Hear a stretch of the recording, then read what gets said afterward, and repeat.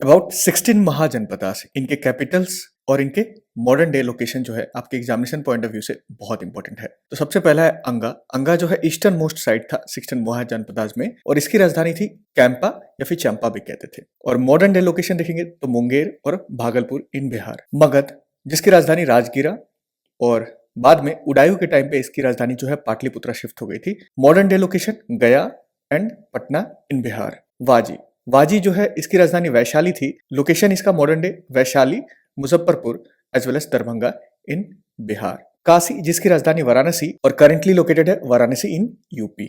वत्सा important है ये, इसकी राजधानी कौसाम्बी और करंट लोकेशन प्रयागराज यानी कि यूपी। कोसाला, कोसाला की दो राजधानी थी, सरवास्ती जो कि नदन राजधानी और कुशवती जो कि सदर्न एंड की राजधानी थी, और ये लोकेटेड है ईस्टर्न यूपी में।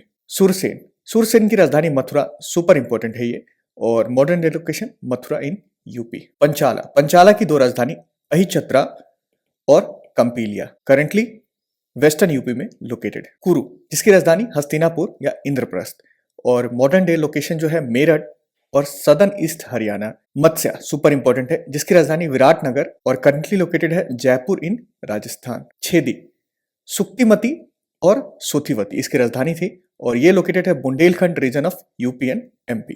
अवंती, अवंती की राजधानी उज्जैन या फिर माहिष्मती भी कहते थे, और ये लोकेटेड है Malwa region of Madhya Pradesh. Gandhara super important, जिसकी राजधानी तक्षशिला, और ये लोकेटेड है कश्मीर और north west frontier province in Pakistan. Kamboja जो कि नदर्न मोस्ट भी था और वेस्टर्न मोस्ट भी था, जिसकी राजधानी पूंछ और कहीं कहीं पे रायपुर भी दिया रहता है, तो दोनों याद रखिएगा, और ये आपको लोकेटेड है पाकिस्तान रीजन में।